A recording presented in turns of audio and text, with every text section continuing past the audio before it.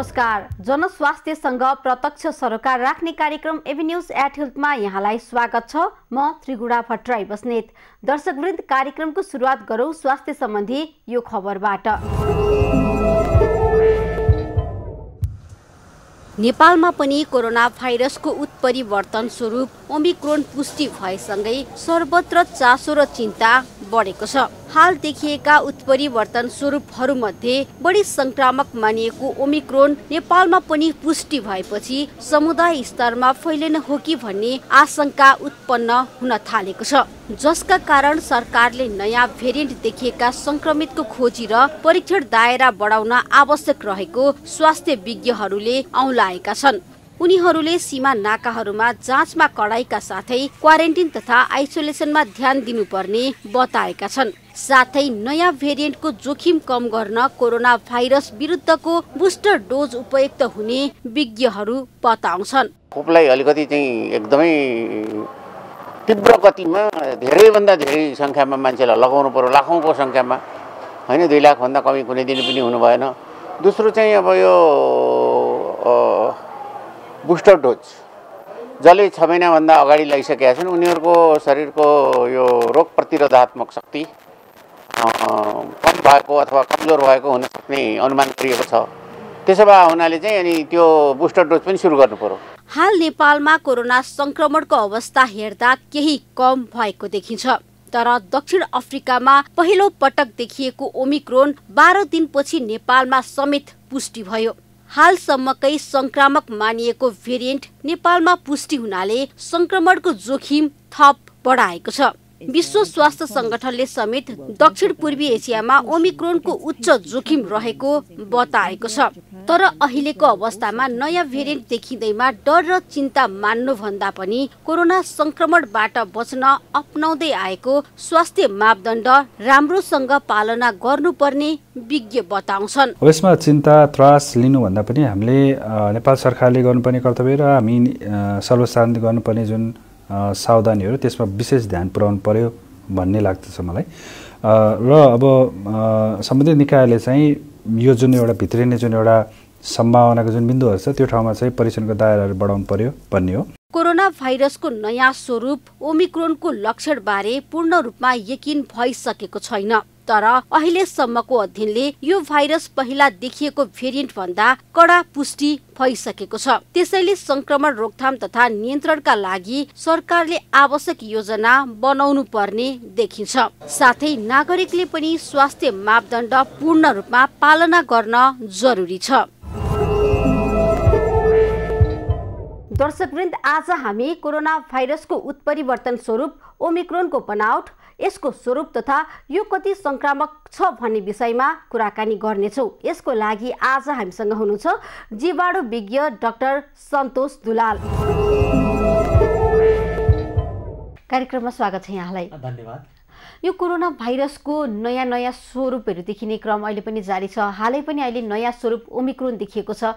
यो Omicron virus यसको यो भेरिएन्टलाई चाहिँ कसरी हामीले हेर्न सक्छौँ? यो भाइरसको प्रकृति कस्तो छ? सबैभन्दा सर्वप्रथम त हामीले यो कोभिड-19 चाहिँ 2 वर्ष अगाडि चीनको वुहानमा देखा परेको थियो।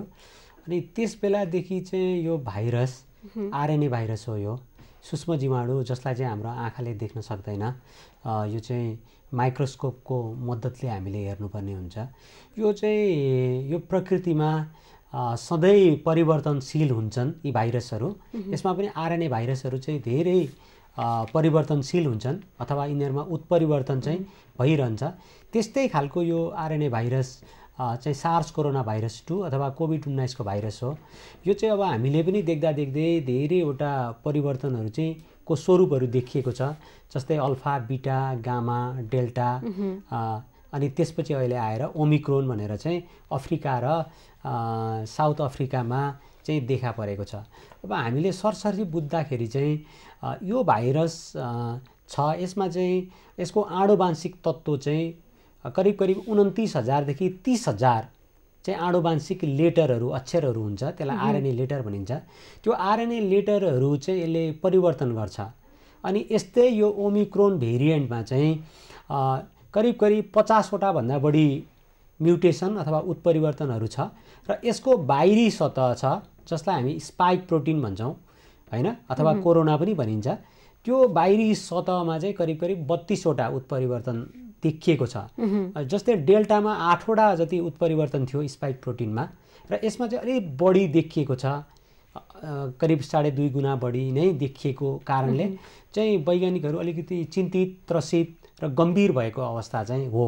अनि यो चाहिँ यस्तो जुन भाइरसको बाहिरी सतह जुन स्पाइक प्रोटिन भनिन्छ त्यो स्पाइक प्रोटिन चाहिँ हाम्रो कोशिकामा बाँधिएर त्यो छिर्ने वस्तु हो, रिसेप्टर बाइन्डिङ भनिन्छ, त्यही भित्र छिर्छ। र अर्को महत्त्वपूर्ण कुरा के छ भने हामीले कोरोना सङ्क्रमण भइसकेपछि हाम्रो बडीमा उत्पादन हुने एन्टिबडी अथवा हामीले भ्याक्सिन लगाइसकेपछि भ्याक्सिनले पनि चाहिँ उत्पादन गर्ने एन्टिबडीले चाहिँ त्यही स्पाइक प्रोटिनलाई नै चाहिँ टार्गेट गर्ने गर्छ।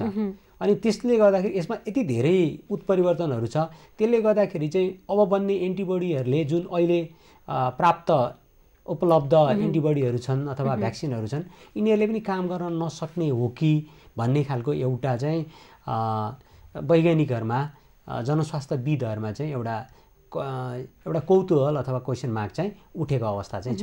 त्यही भएर यो ओमिक्रोन चाहिँ आनुवंशिक अध्ययन अथवा जेनेटिक अध्ययनले हेर्दाखेरि चाहिँ अलिक गम्भीर प्रकारको हो कि भनेर चाहिँ हेरिएको छ। हजुरले भन्नुभयो जुन चाहिँ यो स्पाइक प्रोटिनमा चाहिँ यसको परिवर्तन, यो बुझ्ने भाषामा भनिन्छ स्पाइक प्रोटिन परिवर्तनमा चाहिँ भनेको चाहिँ के हो, यसमा चाहिँ भाइरसको यो कस्तो खालको हुन्छ यो चाहिँ? अब हामीले देख्दाखेरि चाहिँ प्रत्येक भाइरसहरूको चाहिँ सङ्क्रमण गर्ने परिस्थितिहरू हुन्छ। जस्तै त्यसमा पनि के हुन्छ भने कुनै त्यसको आनुवंशिक संरचना अथवा जेनेटिक संरचनाले चाहिँ त्यो कोशिकाहरूसम्म पहिला चाहिँ टाँसिने एट्याचमेन्ट भन्छ, अनि कुनै अर्को वस्तुले चाहिँ ट्रान्सलोकेट भन्छ, ट्रान्सलोकेट भनेको भित्र छिर्ने, अनि अर्को त्यहाँ गइसकेपछि चाहिँ उनीहरूले आफ्नो आनुवंशिक तत्त्व आरएनएलाई चाहिँ त्यहाँ रिलिज गर्छन्। त्यस्तो खालको सिस्टम हुन्छ।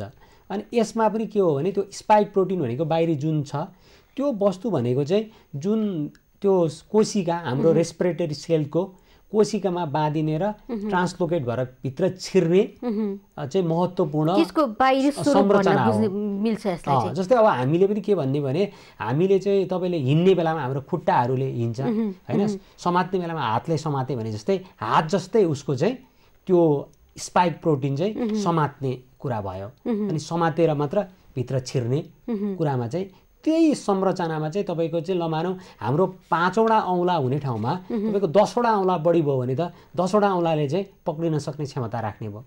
अब लमानौ यदि हामीसँग 2टा मात्र औँला छ भने त हाम्रो पक्रिने क्षमता घट्न जान्छ, हाम्रो जुन इनर्जी छ त्यहाँ इनर्जी कम हुनसक्छ। त्यही भएर उसको पनि जुन यति धेरै म्युटेसन हुँदाखेरि त्यसले समात्नै सक्ने क्षमता बढी हुनसक्छ। अनि अर्को कुरा भनेको जुन एन्टिबडीहरू छ अथवा भ्याक्सिन छ त्यो भ्याक्सिनको एन्टिबडीबाट पनि त्यो भाग्न सक्ने इभेड भन्छ, इभेडबाट भाग्न सक्ने क्षमता पनि राख्न सक्छ भनेर चाहिँ प्रारम्भिक अध्ययनहरूले चाहिँ अनुमान गरेका छ, तर पुष्टि चाहिँ भइसकेको अवस्था चाहिँ छैन। तपाईँले देख्दाखेरि यो भाइरस अलिकति फेरि सफ्ट पनि छ भनेर पनि फेरि आइरहेको छ। यसलाई हामीले जति सोचेको छौँ त्यति चाहिँ अलिकति सङ्क्रामक नहुन पनि सक्छ भनेर केही अध्ययनहरूले पनि भनिरहेको अवस्थामा चाहिँ अब यसलाई हेर्दा यो भेरिएन्टलाई चाहिँ कुरा गर्दाखेरि चाहिँ कति हामीले चाहिँ यसलाई सङ्क्रामक मान्न सक्छौँ त? अब त्यही अब हामीले के बुझ्नुपर्छ भने कोभिडले अहिलेसम्म करिब विश्वमा 27 करोड मानिसहरू चाहिँ सङ्क्रमित भइसके आधिकारिक तथ्याङ्कमा हेर्ने हो भने, र 53 लाख मानिसहरूको मृत्यु भइसक्यो। यो त आधिकारिक तथ्याङ्क भयो। आधिकारिक तथ्याङ्कभन्दा बाहिर पनि धेरै मानिसहरू चाहिँ सङ्क्रमित भएको र मृत्यु भएको घटनाहरू त हामीलाई अवगत नै छ। त्यसले गर्दाखेरि अहिले यो ओमिक्रोन भेरिएन्टको चाहिँ तपाईँको कति WHO विश्व स्वास्थ्य सङ्गठनले करिब 2-3 दिन अगाडि 57 वटा देशमा फैलिएको, तर पनि केस लोड चाहिँ एकदमै कम, पुष्टि भएका आधिकारिक केसहरू चाहिँ एकदमै कम छ, 10,000 भन्दा पनि कम छ। अहिले चाहिँ भर्खर अब तपाईँको भारतमा 46 वटा, अमेरिकामा पनि त्यस्तै 45-46 वटा केसहरू, र अलिक अफ्रिकामा चाहिँ टोटल विश्वको 46% केसहरू चाहिँ ती छ भनेर भनेको छ। त्यसले अहिले नै हामीले चाहिँ यो यो कतिको संक्रामक छ र यो कति गम्भीर छ भनेर चाहिँ अहिले हामीले पुष्टि गर्न सक्ने अवस्था छैन, किनभने हामीसँग तपाईँको लागि त्यसको लागि आधिकारिक तथ्याङ्क इनफ छैन। हामीले कम्पेरिजन गर्नुपर्ने हुन्छ, तुलना गर्नुपर्ने हुन्छ केहीसँग। तुलना गर्नको लागि हामीसँग अहिले इनफ चाहिँ डाटा नभएको कारणले अहिले हामी भन्न सक्दैनौँ।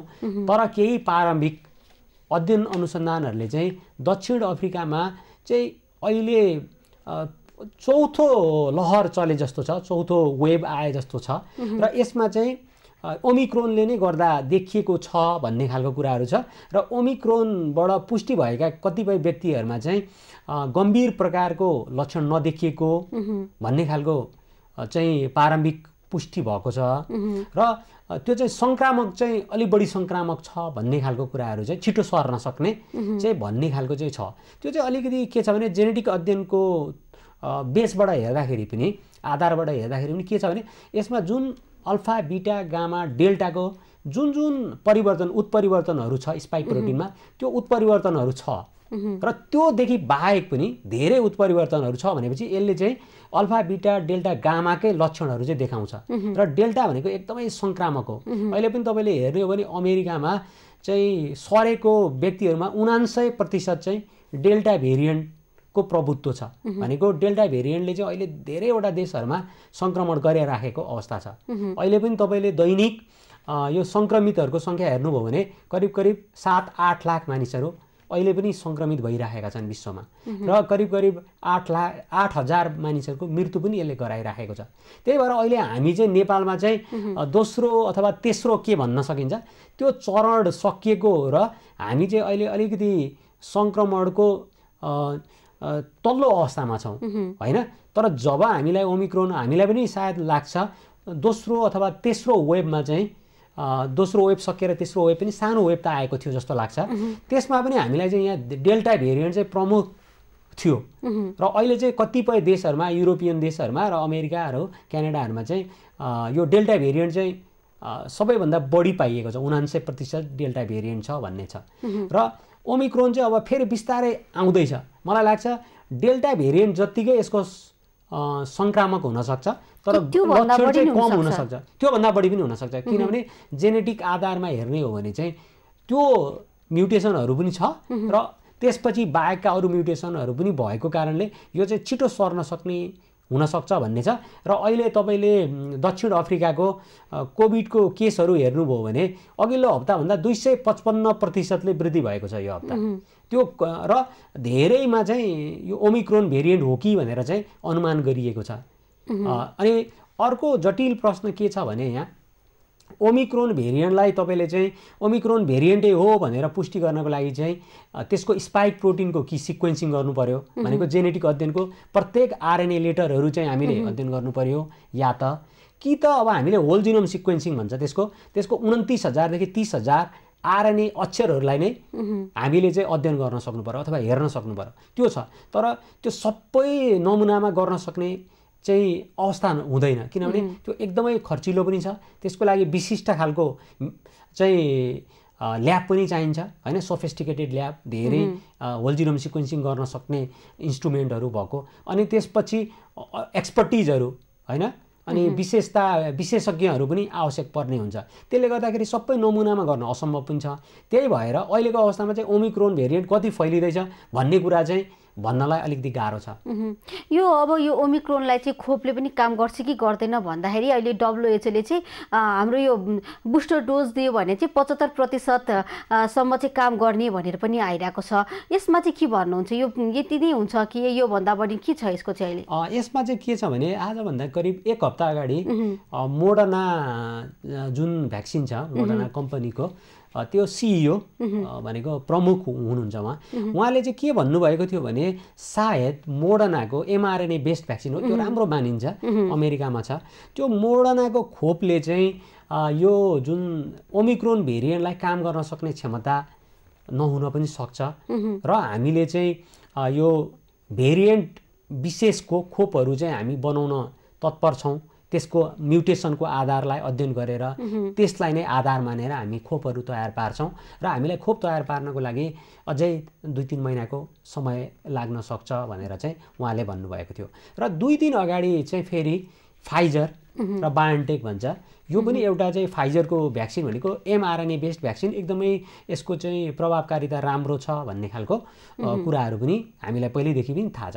र यसको पनि 2 दिन अगाडि चाहिँ उहाँहरूले एउटा प्रेस कन्फरेन्स राख्नुभएको थियो र उहाँहरूले के प्रेस विज्ञप्तिमा भन्नुभएको छ भने सायद पहिलो र दोस्रो डोजको खोपले यसलाई केही कम गर्ला, केही प्रोटेक्ट गर्छ, तर तेस्रो डोजको अथवा बुस्टर डोज लगाइसकेपछि चाहिँ यसलाई यसको प्रभावकारिता यसलाई रोक्न सक्ने क्षमता बढ्छ र पहिलो र दोस्रो डोज लगाउने मानिसको भन्दा तेस्रो डोज लगाउने मानिसहरूको चाहिँ यसलाई प्रोटेक्ट गर्न सक्ने क्षमता 25 गुणा बढी 25 फोल्ड इन्क्रिज हुन्छ भन्ने खालको उहाँहरूले चाहिँ प्रेस विज्ञप्ति गर्नुभएको छ। र यो चाहिँ के हो भन्दाखेरि मैले अलिकति अगाडि पहिलो सन्दर्भमै भने कि यसको म्युटेसनहरूले चाहिँ भ्याक्सिनहरूलाई इभेट गर्न सक्ने क्षमता राख्छ भनेर मैले भनेको थिएँ।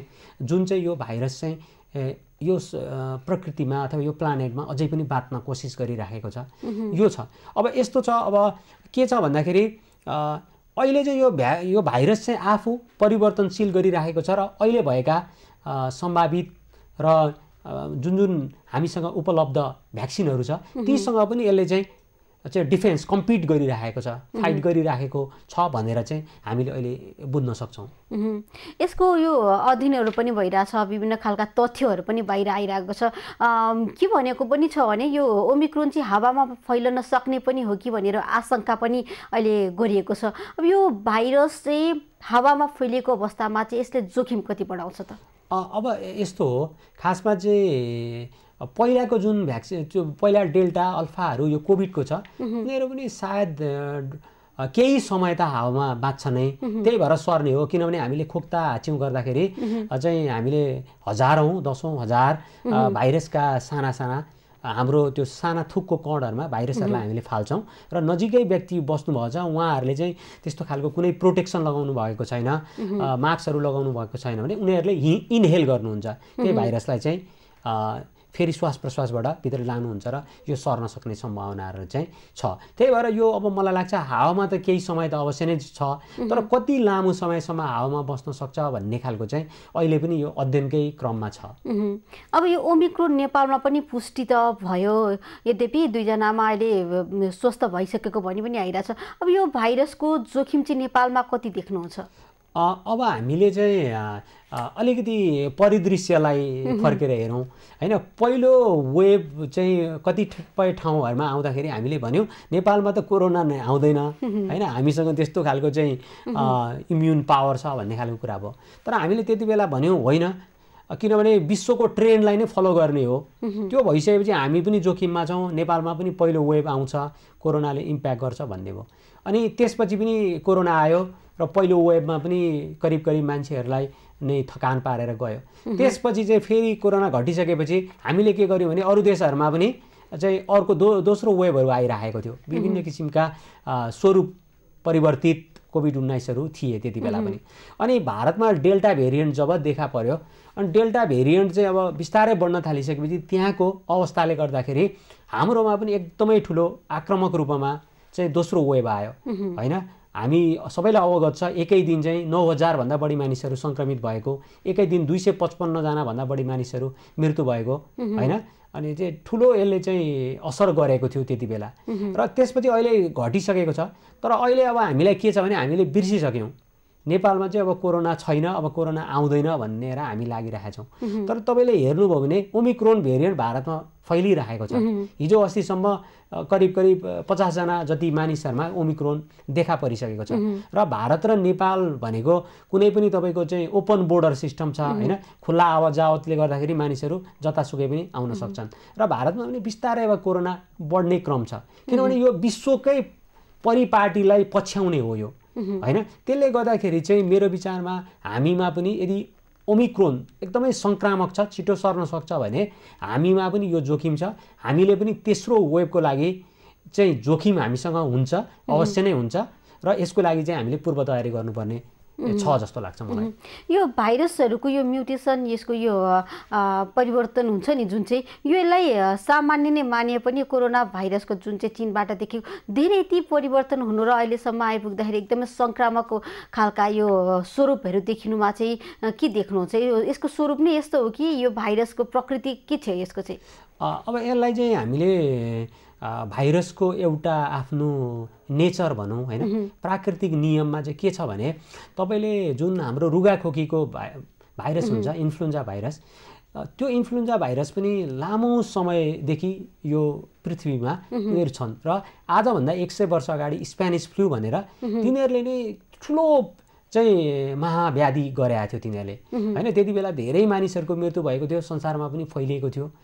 त्यो भाइरस अहिले पनि परिवर्तनशील भएर अहिले पनि त्यो रहिरहेको छ र हामीलाई त अझै फ्लू सर्ट भन्छ। फ्लू सर्ट भनेको प्रत्येक वर्ष हामीले चाहिँ इन्फ्लुएन्जाको भ्याक्सिन लगाउनुपर्छ र त्यो इन्फ्लुएन्जाको भ्याक्सिन बनाउँदाखेरि प्रत्येक वर्ष विश्वमा कस्ता कस्ता खालका चाहिँ उत्परिवर्तन भएका अथवा स्वरूप परिवर्तन भएका अथवा म्युटेसन भएका भाइरसहरूको इन्फ्लुएन्जा भाइरसको अध्ययन गरेर चाहिँ भ्याक्सिन बनाइन्छ। भनेपछि यिनीहरू परिवर्तनशील छन् र अहिलेको यो जुन यो सार्स कोरोना भाइरस छ, यो सार्स कोरोना भाइरस भनेको चाहिँ तपाईँको आजभन्दा 60 वर्ष अगाडिदेखि नै यिनीहरू पृथ्वीमा त कति वर्ष अगाडिदेखि नै छन्, तर हामीले पत्ता लगाएको चाहिँ त्यति बेला हो। तर यसका अरू भेरिएन्टहरू थिए, जस्तै तपाईँले हेर्ने हो भने अरू स्ट्रेन भन्छ, सार्स भन्ने थियो, मर्स भन्ने छ, यिनीहरूका 9 किसिमका चाहिँ स्ट्रेनहरू छन्। त्यही मध्येको यो चाहिँ 2 वर्ष अगाडि देखा परेको थियो र यो स्वरूप परिवर्तन हुँदै हुँदै अहिलेसम्म छ र यो चाहिँ अब कति समयसम्म बस्छ, कहिलेसम्म बस्छ र यसले कहिलेसम्म चाहिँ यो महाव्याधि ल्याउँछ भनेर चाहिँ हामीले अहिले भन्न सक्ने अवस्था चाहिँ छैन। लामो समयसम्म नै जान्छ भनेर बुझ्नुपर्छ। लामो समयसम्म पनि रहन सक्छ, तर के हुन्छ भने धेरै जसो भाइरसहरू चाहिँ कुनै समय अवधि पुगिसकेपछि अलिकति कमजोर भएर बस्न सक्ने, जस्तै HIV भाइरस अलिक कमजोर भएर बस्न सक्ने अवस्था हुन्थ्यो। तर यो चाहिँ अलिकति अब यो धेरै समय त भएको छैन, 2 वर्षको मात्र अवधि छ, तर पनि हामीले देख्दाखेरि चाहिँ यो चाहिँ स्वरूप परिवर्तन भएर यो चाहिँ आफू चाहिँ बाँच्न कोसिस गरेको जस्तो देखिन्छ। अब यो स्वरूप परिवर्तन गर्दै गर्दा अहिले चाहिँ नयाँ नयाँ भेरिएन्ट देखिँदाखेरि कमजोर पनि हुन्छ भनिन्छ। कुन अवस्थामा चाहिँ यो कमजोर हुन्छ भनेर मानिन्छ त? अब यस्तो हो, सबै उत्परिवर्तन अथवा म्युटेसनले त्यसलाई चाहिँ कम्पिटेन्ट भनेको दरो मात्र बनाउँदैन, कसैको म्युटेसनले चाहिँ त्यसलाई मृत पनि गर्न सक्छ, मार्न पनि सक्छ र कसैले चाहिँ कमजोर पनि गर्न सक्छ होइन। तर के हो भने जस्तै तर जो चाहिँ बलियो छ, जो कम्पिटेन्ट हुन्छ, त्यो चाहिँ फेरि फैलिन्छ। जस्तै तपाईँले हेर्ने हो भने चीनमा देखा परेको जुन स्वरूपहरू थिए ती LS भन्ने अब तिनीहरू बिस्तारै छैनन् होइन। अब तपाईँले अल्फा भनेर चाहिँ युकेबाट देखा पर्यो होइन, बिटा साउथ अफ्रिकाबाट देखा पर्यो है, अनि यस्ता सायद गामा चाहिँ ब्राजिलबाट देखा पर्यो, डेल्टा इन्डियाबाट।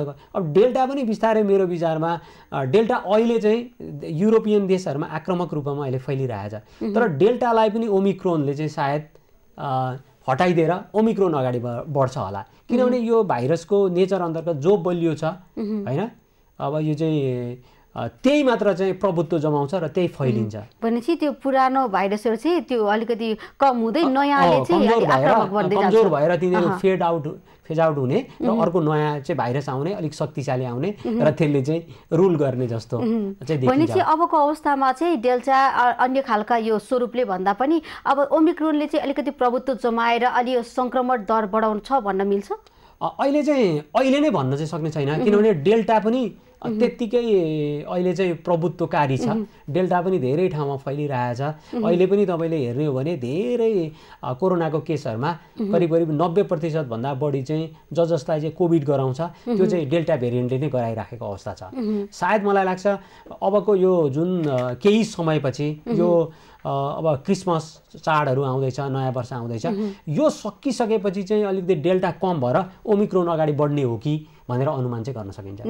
भनेपछि अहिलेको यो फेरि फैल्यो भने फेरि अब यो विभिन्न देशहरूमा चाहिँ यसको संक्रमण दर चाहिँ फेरि उच्च हुन्छ भनेर चाहिँ विभिन्न वेबहरू चाहिँ आउँछ भन्न सकिन्छ किनकि त्यो चाहिँ अब हामीले हेर्दाखेरि अल्फा बीटा डेल्टाको पनि हामीले चाहिँ अलिकति आधारहरूलाई हेर्ने हो भने त्यसबाट पनि यो चाहिँ ओमिक्रोन यदि संक्रामक भयो भने अहिले चाहिँ तपाईँको प्रारम्भिक अध्ययनले संक्रामक छ भनेर भनेको छ। यदि संक्रामक भयो भने चाहिँ यो चाहिँ फैलिन्छ, यसले चाहिँ संक्रमण गराउन सक्छ। जस्तो अब यो भाइरस एक ठाउँमा चाहिँ बनिसकेको हुन्छ, यसको उत्परिवर्तन स्वरूप त्यहाँ देखियो र यही भाइरस अन्य स्थानमा जाँदा यसको चाहिँ वातावरणले चाहिँ यसमा यो कमजोर हुने र बलियो हुने हुन्छ कि हुँदैन यसको भाइरसहरुमा चाहिँ? अब यो चाहिँ के छ भन्दाखेरि वातावरणले त्यति धेरै असर गरेको जस्तो चाहिँ देखिएन। किनभने अब हजुरले हेर्दाखेरि डेल्टा भेरिएन्टले जसरी भारतमा असर गरेको थियो नेपालमा त्यस्तै गरेको छ, अहिले युरोपमा पनि त्यस्तै खालको देखिएको छ। किनभने फरक समय र फरक तापक्रम अथवा वातावरणमा हुँदाखेरि पनि उस्तै खालको यिनीहरूले देखाएको भएर हामीले चाहिँ अहिले सायद वातावरणले असर नगर्ला कि भनेर चाहिँ भन्न सकिन्छ। भनेपछि वातावरणले यसलाई चाहिँ कमजोर बनाउने भन्ने चाहिँ हुँदैन होला सायद। अहिले हामीले चाहिँ पहिलाको जुन भेरिएन्टहरूलाई हेर्दाखेरि त्यस्तो देखिएन। अब यसको स्वरूप नै कुरा गरौँ, जुन चाहिँ हजुरले भन्नुभयो चाहिँ एकदमै धेरै परिवर्तनशील छ, यसका धेरै म्युटेसनहरू पनि धेरै भएको छ र 50% भन्दा बढी उत्परिवर्तन भएको छ भन्ने कुरा गर्दा यसलाई चाहिँ हामीले चाहिँ अध्ययनकै क्रममा भए पनि यसलाई संक्रामक छ भनेर बुझ्दाखेरि अब हामीले यसबाट बस्न चाहिँ के गर्नु पर्ला? पहिलेकै स्वास्थ्य मापदण्ड नै हो यसको लागि चाहिँ? अवश्य नै हो, किनभने यी सबै स्वरूप परिवर्तनहरूले विशेष गरेर रोग उस्तै तरिकाले यिनीहरू रेस्पिरेटरी डिजिज होइन, श्वास प्रश्वाससँग सम्बन्धित रोगहरू ल्याउने हो यसले। र अरू पनि यसको लक्षणहरू त देखिन्छ होइन, अब कस्तो गम्भीर लक्षण देखिन्छ देखिँदैन। तर यीबाट हामीले बच्नको लागि चाहिँ हामीले अपनाउनै पर्ने चाहिँ जनस्वास्थ्यको मापदण्डहरू नै हो। जस्तै यसमा चाहिँ हामीले के हो भने जो व्यक्तिसँग चाहिँ कोभिड सङ्क्रमण छ त्यो व्यक्तिबाट टाढा बस्नु पर्यो होइन, अनि उनीहरूबाटै सर्ने हो। त्यसबाट बच्नुको लागि चाहिँ अब हामीले के गर्ने भन्दाखेरि चाहिँ अब नियमित रूपमा चाहिँ साबुन पानीले हातहरू धुने होइन, अनि जस्तै मास्कहरू चाहिँ सही ढङ्गले लगाउने, जस्तै मास्क चाहिँ सही ढङ्गले लगाउने, सही ढङ्गले खोल्ने होइन, चिउडा मुनि लगाएको पनि देखिन्छ धेरै मानिसहरूले। अनि अर्को कुरा भनेको भिडभाडहरूमा नजाने, भरसक यदि चाहिँ फोनबाट काम हुन्छ भने फोनबाट गर्ने, व्यक्तिलाई भेट्नुको साटो होइन।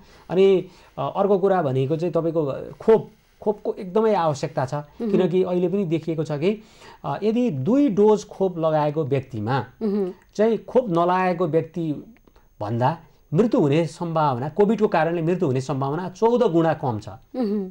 त्यसले गर्दाखेरि पनि हामी के हुन्छ भने यसमा पनि के छ भने यो ओमिक्रोन भेरिएन्टलाई पनि 2 डोज खोप लगाएको छ भने त्यसबाट प्रोटेक्सन हुने होइन, बच्न सक्ने सम्भावना कम हुने भयो। अनि अर्को कुरा भनेको खोप लगाइसकेको व्यक्तिहरूमा अस्पताल भर्ना र मृत्यु हुने सम्भावना र गम्भीर लक्षण हुने सम्भावना एकदमै न्यून हुन्छ।